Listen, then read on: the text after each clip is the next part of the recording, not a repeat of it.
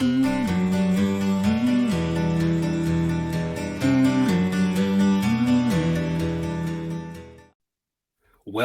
to Picks with the Professor, the show where a real statistics professor and his friends give you sports betting tips. I am your host, Professor Sides, and I built a set of mathematical models named Sideline that predict various sports outcomes. You'll hear more about the models during the course of this episode set to cover 5 Major League Baseball games scheduled to be played on Thursday, April 27th, 2023. Get you in here, check out the webpage on the banner. It's www.pickstheprofessor.com/new for explanations and community rules. And a reminder, if you're interested in projections and picks on every single game, sign up on Dub Club. That link is in the show description. Also gets you access to our Discord, get you ad-free shows, a lot of goodies over there. Check that out if you haven't yet. Remember that sports are unpredictable, so the discussion on this show projects a typical game, does not try to forecast it to a T, as that'd be a foolish and impossible goal. Take a long-term view right here and don't get distracted when the Rangers bullpen decides to be the worst bullpen of all time, despite, me kind of being concerned about them for the first part of the season, doing great. And then, you know what? Bullpens are weird and most people hate them. So there you go. That stuff's going to bounce on the long run, but it's hard to foresee before it happens. In other words, please understand good and bad variance will occur. So as much as I'd like to say we'll be profitable each and every day, that is an impossible reality for any gambler. Cousin Jared, welcome back. Last time I saw you, we were in Vegas together, and we were unable to do a show because we were like in the same room, and that was really weird. The irony of that. The irony of that. We had a great time out there. So far on Tuesday, the picks are up. We're still up for the season. The A grade plays have done really well. What I want to pick your brain about a little bit here, just a quick little dialogue that I think will be entertaining and interesting for our viewers. Every once in a while, we go through these stretches. And I remember last year, I found the average odds that we played by month. And I'm pretty sure the average odds we played 1 month was like plus 115. And the average odds for 1 month was like minus 125. It just kind of comes and goes where there's value. I always just say value is value. It doesn't matter if it's big minus, big plus, even money. It doesn't really matter. I understand I'm kind of a robot. I view the world a little bit differently than most people do in the terms of probability. I see a number like, for instance, on Thursday, the Angels are playing Ohtani's pitching, who's really good, as we all know.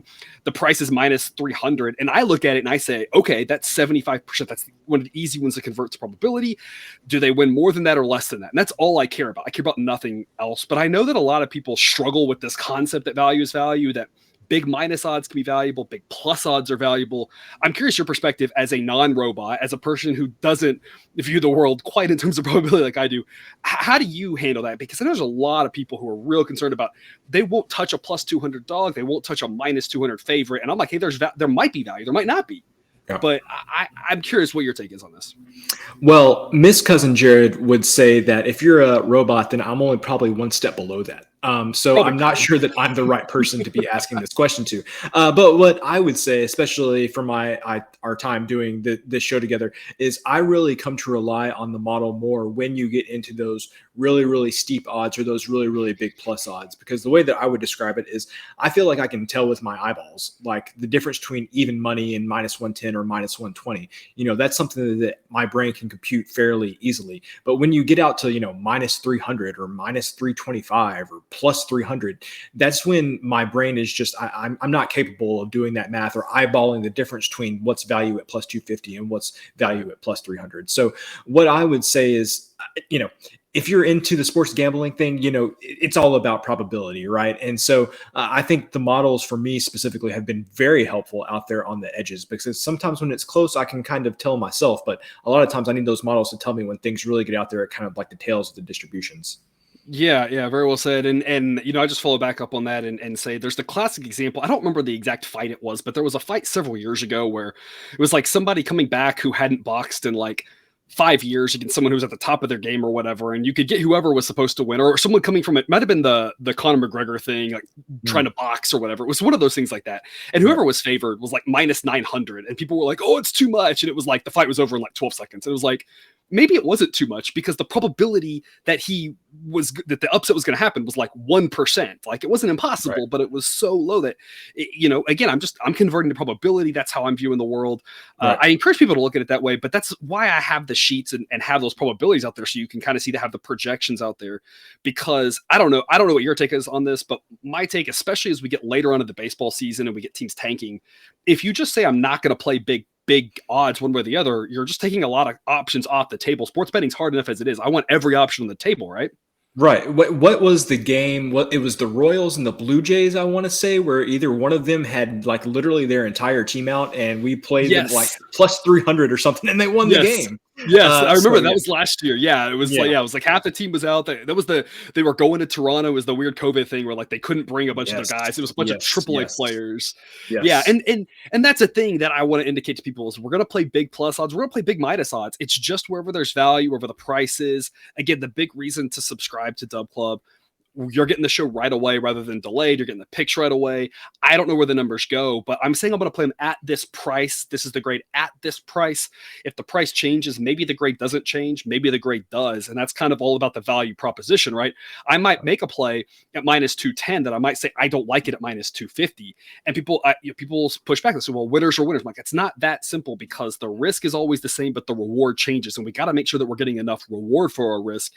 And I think that's the statement that people have a hard time with is even though it's minus 300, sometimes the reward is good enough that we want to play. Right. Sometimes it's not. It just depends on the situation and the model you believe. That's the last thing I want to say.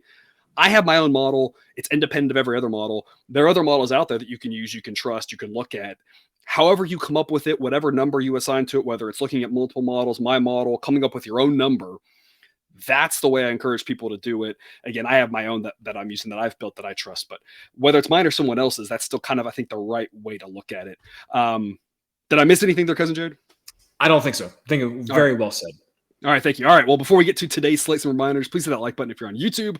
Also, if you aren't yet, please consider subscribing or following. It's free, and if you turn on notifications, you won't miss any college basketball, MLB, or college football content that this channel provides. The way I do it is A grade money line plays return 4 units. That is the risk plus win equals 4. If it's even money, you risk 2, win 2. If it's a minus, you might risk 2.5 to win 1.5. If it's plus odds, you might risk 1.5 to win 2.5. I like to add it up to equal 4, B grades to return 3, C to return 2. That way we don't take any of those big minuses off the table. We don't take any of those big pluses off. I didn't do this last year. And last year, with some of those big plus 300s, when it kind of bit us in the butt, because you're taking some of those big dogs in a full unit flat betting, and you'd win a minus 120 and it'd be canceled out on the big dog. This way you don't risk a ton on those big dogs and you're not quite out as much on those big favorites. So this is the way that I like to do it. That way we can always play those big favorites and big dogs. But whether it's this style or a different style, whether it's the picks, whatever it is, as always, I want to encourage people, only bet what you like, take what you like, leave the rest. Got 5 games that we're going to cover here, a mix of day games and night games. We're going to cover one night game on the show, but there are a few more. Shut off here in the afternoon, 12:35 p.m. Dodgers, the Pirates. Cousin Jared, give us your take on the Pirates. So clearly the Rays are the best team in baseball, but the Pirates, the second best team in baseball. Come on, let's get on the bandwagon, people. Obviously, I'm saying that mostly facetiously, but I mean, I've been impressed. I remember vividly when they signed McCutchen to that contract in Discord, I said, hey, at least the Pirates might be interesting this year. And I have to say, they have been interesting and even more than that so far. Yeah. It's been surprising just how good they are. We're going to back them here against the Dodgers at plus 145, starting off with a little dog action here. It's a B grade pick with regards to value. Sideline says it should be 139, that the Dodgers win this 58% of the time. That means the Pirates win 42%. If we can win 42% of the time at plus 145, that's a solid investment.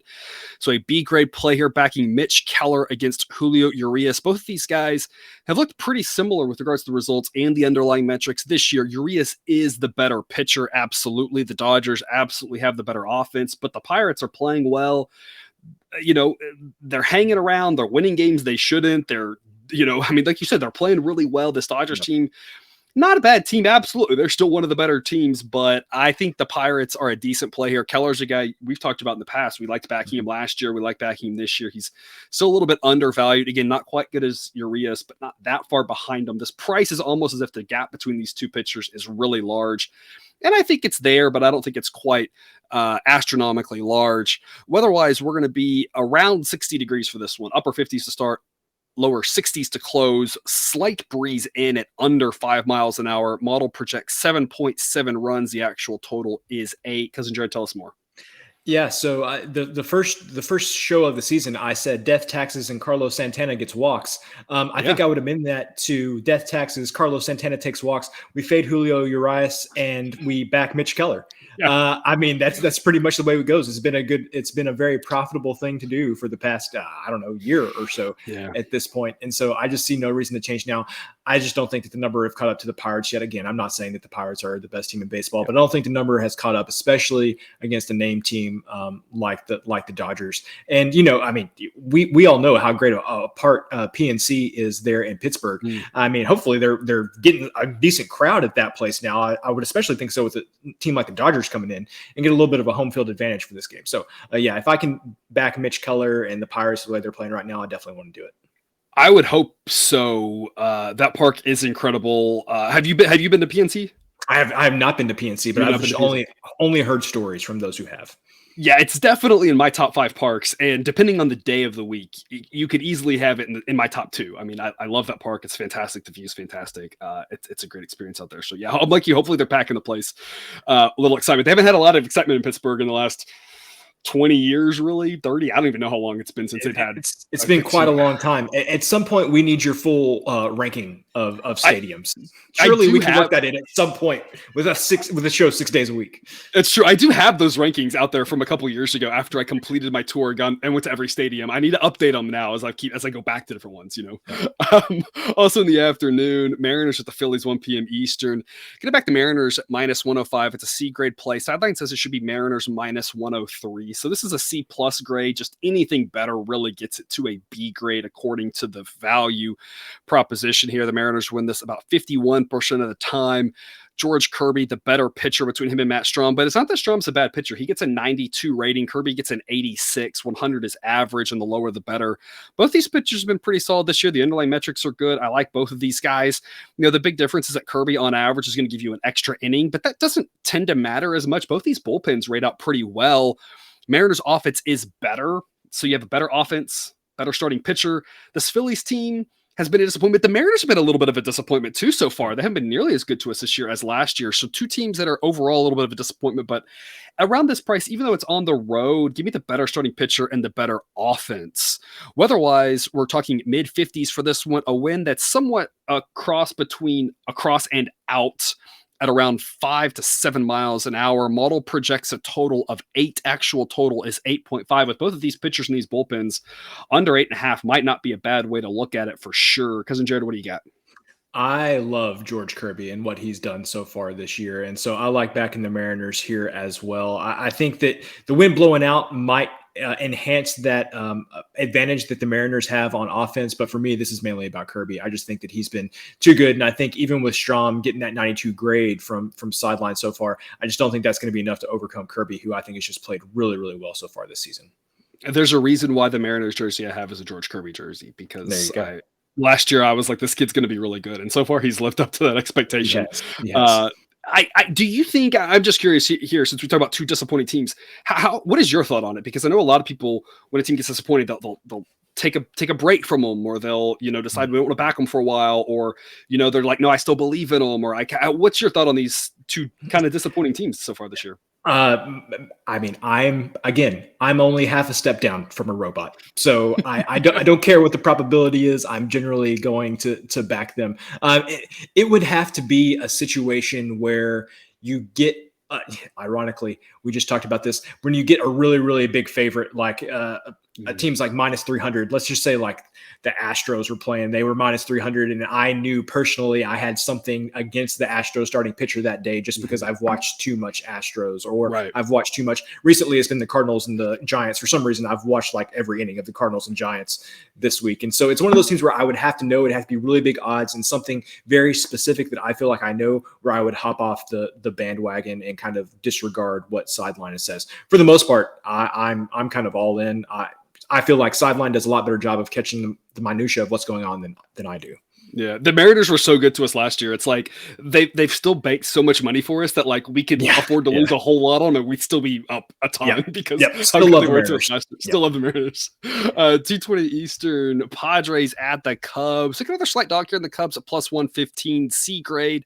Sideline says it should be 120. So Padres should be favored, but they're favored by a little bit too much according to the model that the Cubs can win this about 45% of the time.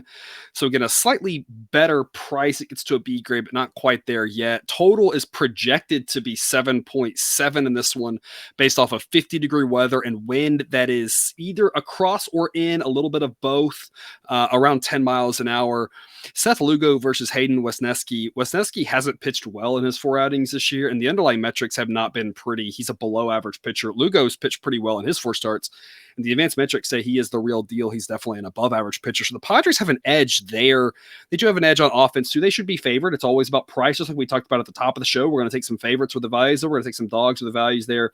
This one, I think the Padres are just favored a little bit too much. Another team that's had a little bit of a disappointing season, hoping to right the ship now that Tatis is back in that lineup, makes them a little bit better offensively. I'm not sure I love the Cubs at this price. I really want a better price than this. This is one of those where just following through with what the model says C grade, but it's definitely one where I'm really wanting better odds on that. Or if the number moved and the Padres got to be a better price, it wouldn't take much to flip me on this one to back a guy like Seth Lugo. I think he's definitely the better pitcher, but we just have to remember about the price. This is one where I'm kind of more waffly on the side. The total is, I think, the main thing that you wanted to talk about on this one. Again, the model projects 7.7, but that might even seem a little high, right? Yeah, and especially, I mean, I am just as infatuated with Seth Lugo as you are. I really have been impressed with what I've seen from him so far this season. If the win stays where it's projected to be across or in, I think I would play 7 or above on this on the under. So if you get under 7, I think I do that. Definitely under 7.5. I think I would do that. The lines aren't out yet for these Cub games because it's so, the weather has such a big impact there that they usually wait to set the totals. Or if alternatively, if you wanted to look at like a team total under for the Cubs, potentially that's maybe something that I would look at as well. But the moral of the story is here, I think if I had to pick a side, I might actually pick the other side and back Lugo just because I've been impressed with what he's done. But I think any way you play this, I think there's going to be fewer runs, just especially from the Cubs side, just because of how well Lugo's been pitching.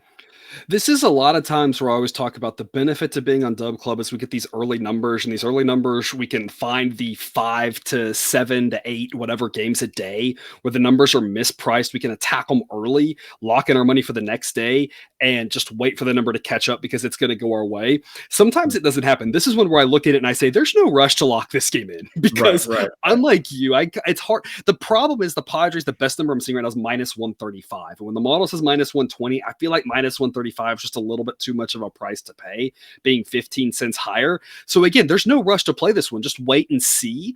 If that number comes down to minus 130, especially minus 125, it's like, unlike you, I don't mind backing Lugo on the road with the better offense at that price. But maybe you wait around, maybe it goes the other way. Maybe people like you and they just see Lugo and they want to back him, and all of a sudden maybe this gets up to Cubs plus 120, plus 125.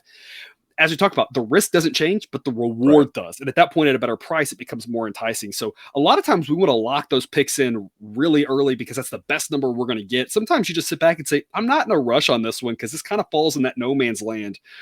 And I'm like you, the big question on this one's going to be the win. If it sits more across, then I think 7.5, 8 is a little bit more reasonable. But if it shifts to in, I'm like you in that even 7, I'd go under. So it's one of those, just kind of check back in the morning and see what the weather does. There's a reason why these books wait. The weather matters so much in Wrigley. It matters more in my model because of that. I've priced it in kind of the same way that they do. And so if we have strong winds blowing in, I would love to go under 7 in this one, especially backing a guy like Lugo at that point, hoping that he can succeed. Or like you said, a Cubs team total under might be a solid way to look as well.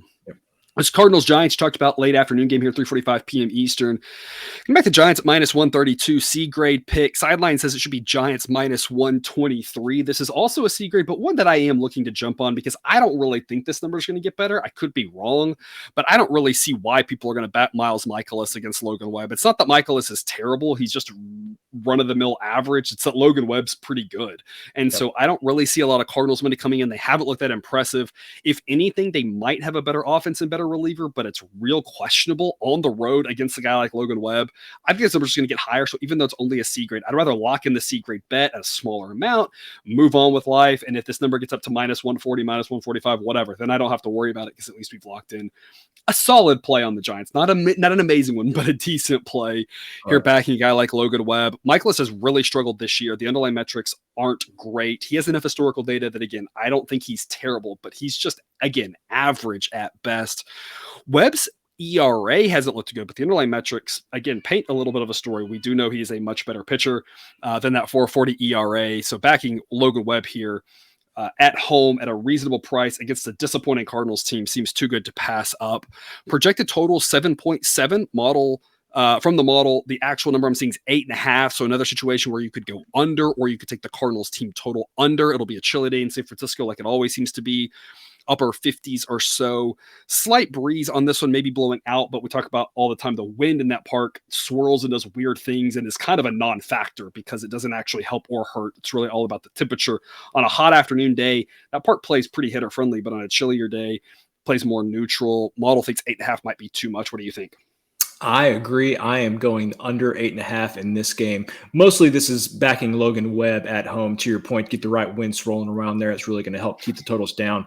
But again, as I mentioned earlier, I've watched way too much of this series between the Cardinals and the Giants. And it's one of those things where like you feel like the teams have played fairly equally, or maybe the Cardinals have gotten more traffic on the bases. And you look up in the seventh inning and the Giants are ahead 2-1. And it's like, how is this happening? What is wrong with the Cardinals offense? I have not been impressed with the Cardinals offense, except maybe that first series of the season they had. So for me, this is backing Logan Webb at home against a Cardinals offense that I haven't been impressed with recently. So I think the under 8.5 is a good play here. Yeah, it's on the side. What number are you looking for before you get invested on the Giants? Right now it's 132. The model says 123. Is a 125 reasonable enough for you? That's what I was going to say. It was 125. I think that's enough for me to say. That's enough for me to say what I've seen from the Cardinals. Logan Webb, I'm good at that, even though it's not a edge really at all according to sideline. I'd still want to be on the Giants. And I think you're seeing the difference between Cousin Jared and me. I'm a little bit more aggressive. He's a little more conservative. He needs a little bit more of an edge than I do.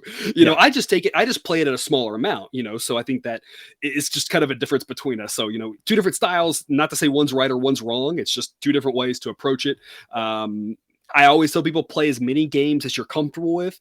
That doesn't have to be all 15 in a day. It can be, 12 or 10 or 8 or something like that. I always recommend people play more than like 2, right? If you end up at 2, you're just going to be on a roller coaster of ups and downs. And that's not going to balance out. At least our roller coasters balance out after a week or two by playing more. So I'm more of I'm going to play all 15 just at lesser amounts if I don't like the number, because Jared, you're more of eight or so, a little bit, need a little bit more value than I do. So just a little bit of a different strategy. Again, there are night games. We're going to talk about one of them here, 7:10 p.m. Eastern. Nationals, the Mets. Mets are big favorites, but this Nationals team is terrible. And I don't mind fading them just like basically blindly. And it's one of those where the number will catch up. We talked about with the Pirates, has the number caught up with them, right? The number will catch up on the Nats, and there will be a time where we don't blindly fade them. But just as an example so far, as of right now, we have faded the Nationals 18 times, and we've gone 12-6 fading them. We're up 1.44 units with a 7% ROI. We've backed them 4 times and gone 2-2, but made money because the big plus odds to the tune of a 19% ROI. So we've done really well with the Nats, and mostly, you know what I'm doing? And look, this is not a pointed jab at anybody, but look, mostly people, what we're doing is we're playing big minus odds against the Nats. Why is that? Because there's value on it, because the books haven't realized this Nats team is terrible. We have backed them a few times, but mostly speaking, fading them is going to be profitable. We have to hit a higher bar, but we have hit it going 12-6. We've hit that bar against the Nats. And I think the same thing here. I just don't think that this price is high enough. This Nats team is so bad. Trevor Williams has done okay for them, 3.38 ERA. The underlying metrics, though, say his ERA should be closer to 5. He's not a very good pitcher. I think he's due to come back to earth at some point over the season. Will it happen here? I have no idea, but I think against an above-average Mets offense, this is not really setting him up for success. Joey Lucchesi has pitched amazing in his one outing so far this year. He's a guy who's pitched pretty well for the Padres. in the past had some injury issues. There was some concern. There were some rumblings. I don't know if you remember this, Cousin Jared. There were some rumblings the Padres didn't know how to develop pitchers. They knew how to take a pitcher who was already good and keep him good, but they didn't know how to develop him. So there were concerns. The reason I believe it was the Twins traded for him last year, or wanted to trade for him, or maybe they traded for someone else. And the Mets get, now with Lucchesi, there's talk about these guys getting out of the Padres system and what they could do better with them because they could figure things out. Lucchesi's definitely a guy like that. The model likes him, likes his stuff, his underlying metrics, thinks the Mets have a massive edge here.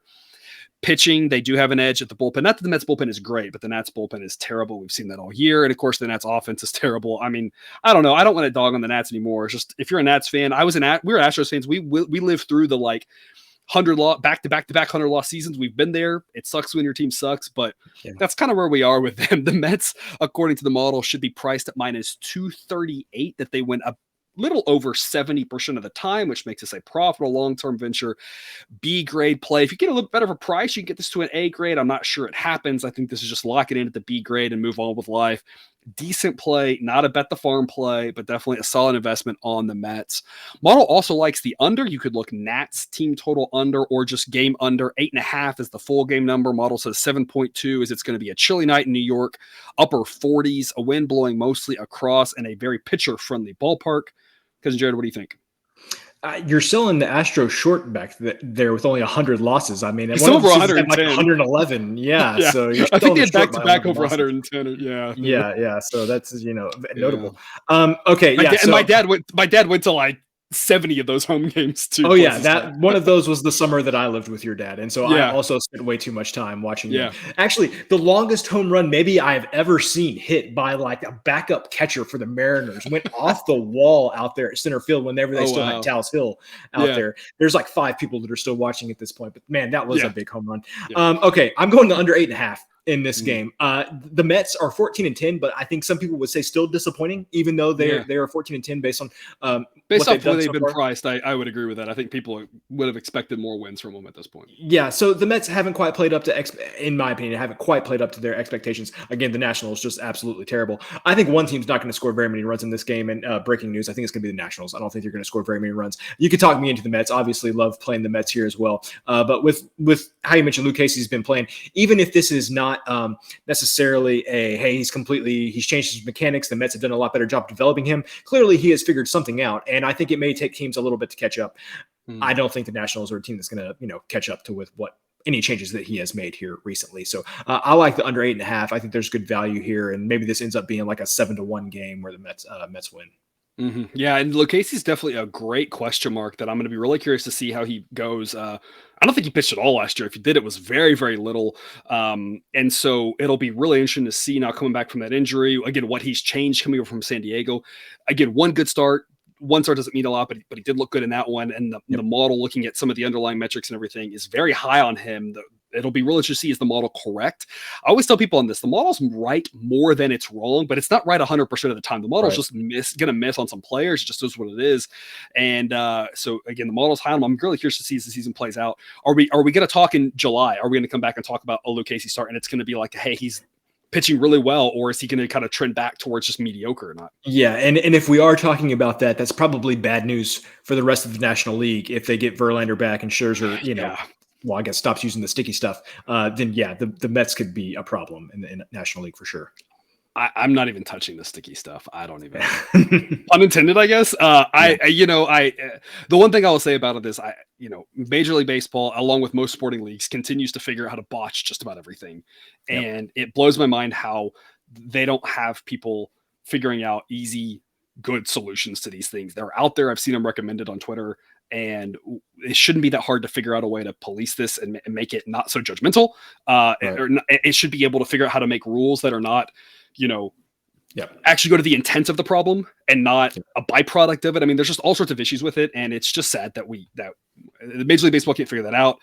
So here we are. If you're a Mets fan, it sucks that he missed a couple starts. If you're Scherzer, it sucks, but I guess really just one, because the way they can push it around. But like you said, getting him back and Verlander back. If Lucchesi if the model is correct on him, That's going to be.